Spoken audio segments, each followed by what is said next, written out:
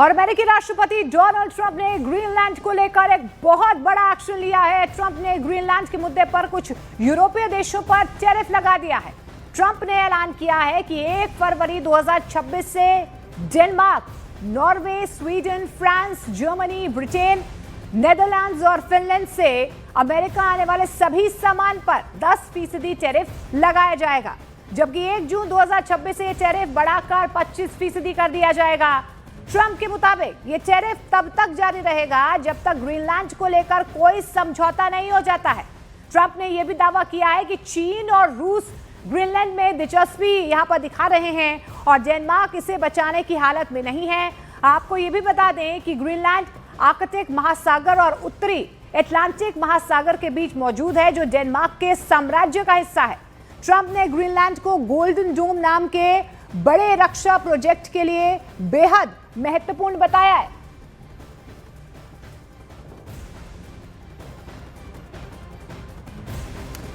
यानी कि अमेरिकी राष्ट्रपति डोनाल्ड ट्रंप ने सीधी ये चेतावनी दे दी है कि अमेरिका और ग्रीनलैंड के बीच जो भी आएगा उसकी तबाही तय है। इसलिए ट्रंप ने 8 यूरोपीय देशों पर टैरिफ लगा दिया है। ट्रंप के इन फैसलों से अभी फिलहाल यही लग रहा है कि कहीं ग्रीनलैंड तीसरे विश्व युद्ध का मैदान न बन जाए। ग्रीनलैंड में नेटो टूटने जा रहा है या यूं कहें कि फटने जा रहा है। ग्रीनलैंड में नेटो पूरी तरह मिटने जा रहा है। ट्रंप का परमाणु कैरियर इसे रौंदने जा रहा है। ग्रीनलैंड में नेटो बिखरने जा रहा है। ट्रंप के बर्फीले तूफान से हमेशा के लिए दफन हो जाएगा नेटो। ग्रीनलैंड में ट्रंप और यूरोप का मोर्चा खुल चुका है। अमेरिका और यूरोप के इरादे बता रहे हैं कि बहुत बड़े युद्ध का खतरा मंडराने लगा है। ग्रीनलैंड में अमेरिका को रोकने के लिए यूरोप की फौज उतरने लगी है। एक नया फ्रंट तैयार हो रहा है। ट्रंप को चैलेंज करने के लिए जर्मनी, फ्रांस अब डेनमार्क का साथ देने को तैयार हो चुके हैं। ग्रीनलैंड को कंट्रोल करने वाले डेनमार्क ने अपने F-35 फाइटर जेट उड़ाने शुरू कर दिए हैं। ये ट्रंप को बताने की कोशिश है कि ग्रीनलैंड पर डकैतों वाली नजर रखने वालों की आंखें फोड़ दी जाएंगी। क्या ग्रीनलैंड पर होने जा रहा है नेटो और अमेरिका का युद्ध, जिसकी शुरुआत करेंगे डोनाल्ड ट्रंप? क्या ग्रीनलैंड बनेगा सबसे बड़ा वॉर जोन, जहां डोनाल्ड ट्रंप को टक्कर देंगे जर्मनी, फ्रांस और पूरा Europe? Well, we're going to see NATO has been dealing with us on Greenland. We need Greenland for national security very badly. If we don't have it, we have a big hole in national security, especially when it comes to what we're doing in terms of the Golden Dome and all of the other things. We have a lot of... यहाँ Arctic endurance NATO military exercise को युद्ध का एक बड़ा signal माना जा रहा है। अमेरिका एक बहुत बड़ी पावर है, ये पूरा यूरोप जानता है, लेकिन अब इस टक्कर में नेटो टूटता हुआ नजर आ रहा है और बड़े सवाल भी खड़े कर रहा है। क्या ग्रीनलैंड में होगा विश्व युद्ध, जिसमें टूट जाएगा नेटो? और इस युद्ध का लाल फीता काटने की शुरुआत डोनाल्ड ट्रंप ने कर दी है। क्या ग्रीनलैंड में पूरी तरह तबाह हो जाएगा नेटो, क्योंकि डोनाल्ड ट्रंप ने इस युद्ध की बुनियाद रख दी है? क्या ग्रीनलैंड में नेटो को खत्म करने के लिए अमेरिकी नौसेना इस बर्फीले द्वीप को रौंद डालेगी? We have got the strongest military in the world and it's only getting stronger. And you saw that with Venezuela, you saw that with the attack on Iran, with the knocking out their nuclear capability potentially. So, yeah, we're talking to NATO. Trump की धमकी मिलने के बाद न सिर्फ Denmark घबराया हुआ है, बल्कि यूरोप में खलबली मची हुई है। फ्रांस ने ऐलान कर दिया है कि ग्रीनलैंड को बचाने की जिम्मेदारी यूरोप की है। मैक्रो ने कहा कि ग्रीनलैंड यूरोप का हिस्सा है और इसीलिए इसकी हिफाजत की जाएगी। Au Groenland, territoire autonome du royaume de Danemark, les Européens ont une responsabilité particulière. Car ce territoire appartient à l'Union européenne car ce territoire est aussi celui d'un de nos alliés de l'OTAN. La France a décidé de se joindre à l'exercice qui a été programmé et lancé. अब Greenland में Europe की फौज पहुंचेगी तो समझ लीजिए कि युद्ध का खतरा तो बना रहेगा। क्या यूरोप के इस मोर्चे से डोनाल्ड ट्रंप डरकर पीछे हट जाएंगे? इस पर उनकी प्रवक्ता ने भी जवाब दिया है। I don't think troops in Europe impact the president's decision-making process, nor does it impact his goal of the acquisition of Greenland at all. इससे पहले भी कई बार ग्रीनलैंड को अमेरिका के कंट्रोल में लाने की बात कर चुके हैं, लेकिन तब यूरोप में इसे लेकर बहुत बड़ा खतरा महसूस नहीं किया गया। अब ट्रंप जो बोल रहे हैं उसके मायने बहुत खतरनाक निकाले जा रहे हैं। ट्रंप ने अमेरिकी कांग्रेस के संयुक्त सेशन में ग्रीनलैंड पर बड़ा धमाका किया था। उन्होंने 4 मार्च 2025 को ही कहा था कि वो ग्रीनलैंड को अपने कब्जे में लेंगे और ये किसी भी कीमत पर किया जाएगा। I have a message tonight for the incredible people of Greenland. We strongly support your right to determine your own future. And if you choose, we welcome you into the United States of America. We need Greenland for national security and even international security, and we're working with everybody involved to try and get it. But we need it really for international world security, and I think we're going to get it. One way or the other, we're going to get it.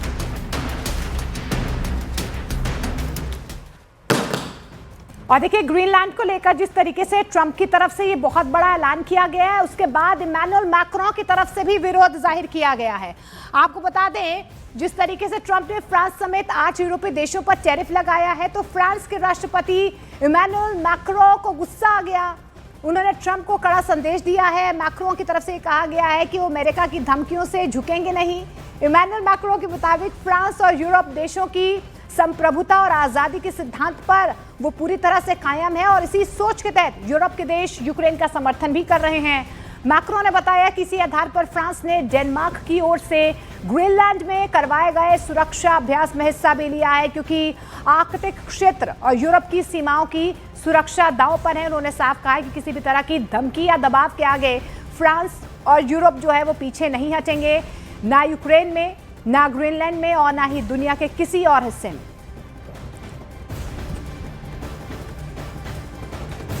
और Trump के Greenland पर कब्जे के plan से Europe के 8 देशों में गुस्सा है, नाराजगी है। आखिर डोनाल्ड ट्रंप ग्रीनलैंड पर कब्जा क्यों करना चाहते हैं? ट्रंप की ख्वाहिश के पीछे क्या वो वजह है? इस रिपोर्ट के जरिए आपको समझाते हैं।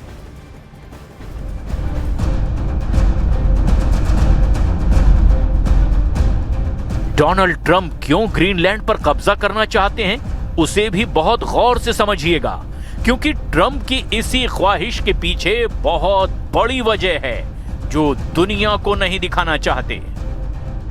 पहला है आर्कटिक इलाके से करीबी। यहां पर अमेरिका का कंट्रोल होगा तो रूस के साथ उत्तरी यूरोप पर नजर बनी रहेगी। दूसरा है प्राकृतिक संसाधन। ग्रीनलैंड में रेयर अर्थ मिनरल्स की भरमार है। रेयर अर्थ मिनरल जो कि इलेक्ट्रॉनिक्स, बैटरी और रक्षा उपकरणों के लिए बहुत जरूरी है।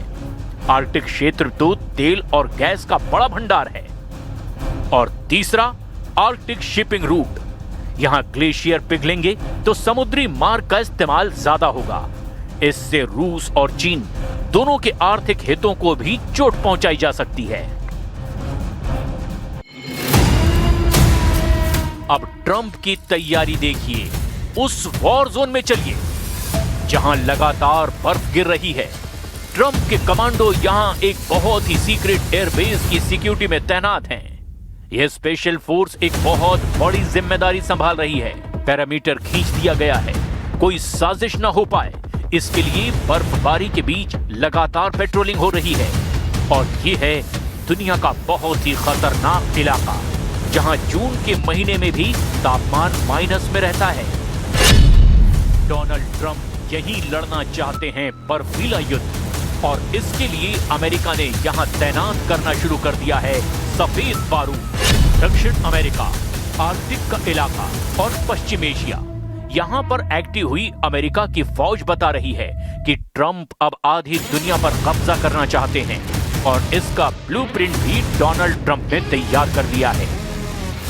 ये जगह है ग्रीनलैंड, जहां इंसान का बसना भी आसान नहीं। वहां ट्रंप का सबसे बड़ा हिटमैन एक्टिव हो चुका है।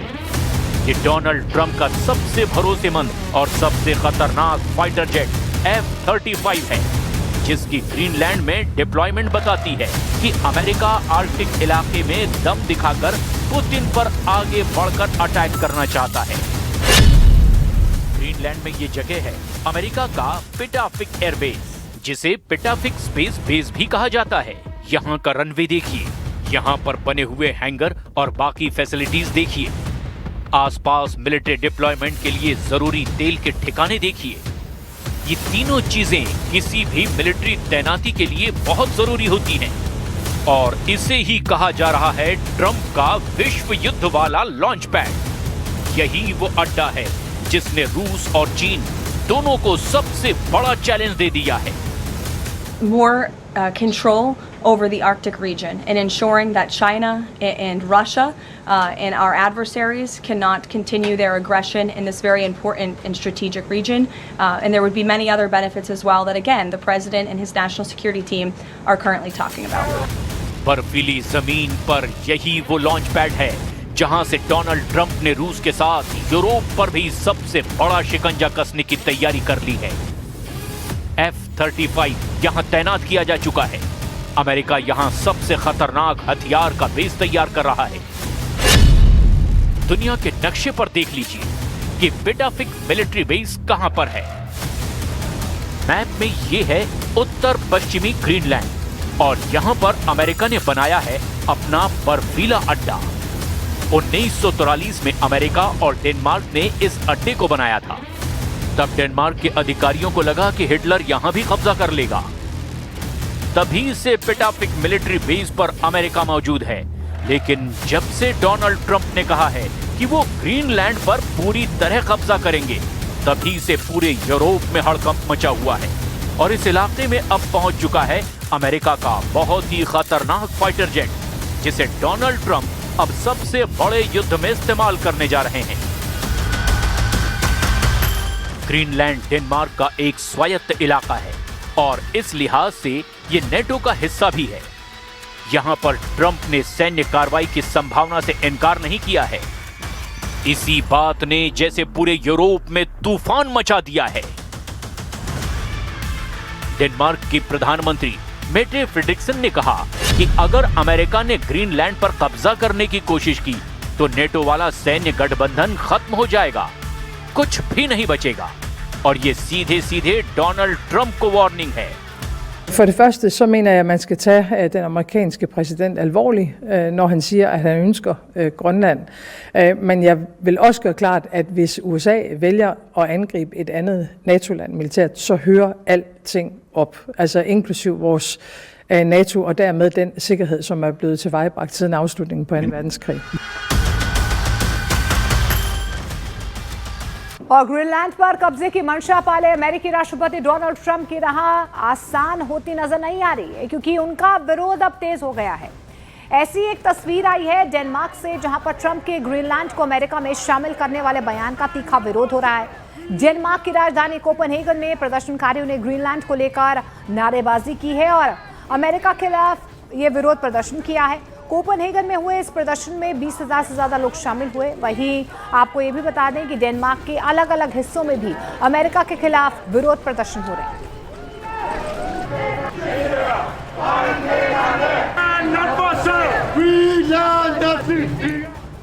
आर्कटिक महासागर और उत्तरी अटलांटिक महासागर के बीच मौजूद ग्रीनलैंड इस समय डेनमार्क के साम्राज्य का हिस्सा है।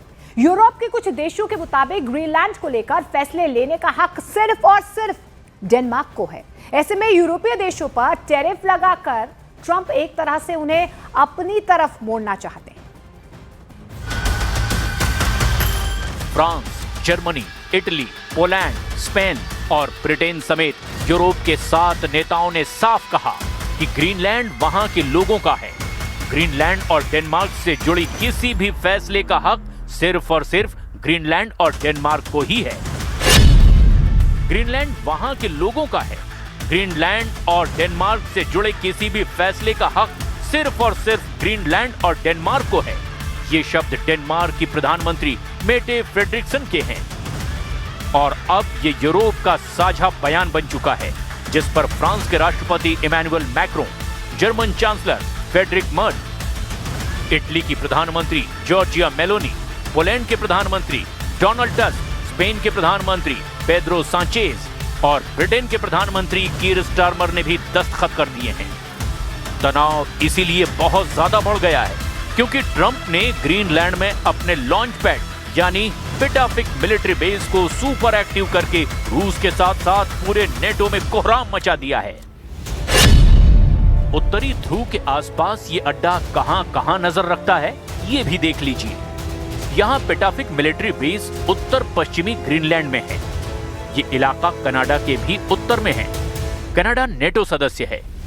करीब में अलास्का है जो अमेरिका का हिस्सा है। यहाँ पर एक तरफ उत्तरी ध्रुव रूस से घिरा है। यूरोप के फिनलैंड, स्वीडन, नॉर्वे और आइसलैंड के भी करीब है जो नेटो के सदस्य देश हैं। ट्रंप ने कहा कि ग्रीनलैंड पर वो अगले 2 महीने में बड़ा फैसला लेंगे, यानी अगले 2 महीने के दौरान ग्रीनलैंड को लेकर यूरोप और अमेरिका के बीच बहुत बड़ा बवाल होना तय है। डोनाल्ड ट्रंप ने ग्रीनलैंड को खरीदकर उस पर कंट्रोल करने की बात सबसे पहले 2019 में की थी, यानी अपने पहले कार्यकाल के दौरान। तब भी डेनमार्क ने उनकी बातों को खारिज कर दिया था और तब डेनमार्क और अमेरिका के बीच कुछ वक्त के लिए डिप्लोमेटिक तनाव भी रहा। तब ट्रंप ने डेनमार्क का अपना दौरा भी रद्द कर दिया था। अब ग्रीनलैंड में सफेद बारूद बिछा रहे डोनाल्ड ट्रंप के इरादे बहुत ज्यादा खतरनाक नजर आ रहे हैं क्योंकि अब वो कब्जे की बात कर रहे हैं। ट्रंप ने कहा कि अगले 2 महीने में वो ग्रीनलैंड में कुछ करेंगे और अगले 20 दिनों में ग्रीनलैंड पर बात करेंगे। लेकिन डेनमार्क के आर्कटिक बॉस ने ट्रंप के चीन और रूस वाले दावे को सिरे से खारिज कर दिया है। ट्रंप ने ग्रीनलैंड का पिटाफिक मिलिट्री बेस एक्टिव कर दिया है। इस अड्डे का नाम पहले ट्यूले एयरबेस था। ग्रीनलैंड का ये इलाका उत्तरी ध्रुव से 1500 किलोमीटर दूर है। आर्कटिक के आसपास के इलाके के लिए इस एयरबेस की बहुत अहमियत है। सर्दियों में यहाँ तापमान -40 डिग्री तक चला जाता है। इस मिलिट्री बेस को अमेरिका ने शीत युद्ध के दौरान तैयार किया था ताकि यहाँ से सोवियत संघ पर परमाणु हमले लॉन्च किए जा सकें। I think there are tensions internally within NATO. There are worries and concerns what Americans' position might be, how it could shift from one day to the next. And some uncomfortable conversations, probably more informally, for example, in relation to Denmark and Greenland. At the same time, I do know that from the point of view of the Secretary General, he will do everything that is possible to give the image or impression that the family is being kept together. Greenland के बर्फीले इलाके में अब F-35 तैनात है। Greenland एक तरह से डेनमार्क यानी कि नेटो देश का इलाका माना जाता है। यहाँ की आबादी 50,000 भी नहीं है, लेकिन अपने क्षेत्रफल और लोकेशन की वजह से ये रूस के खिलाफ आर्कटिक क्षेत्र का सबसे बड़ा फ्रंट बन सकता है और इसका नतीजा वर्ल्ड वॉर से पहले नेटो के टुकड़े टुकड़े भी मुमकिन है।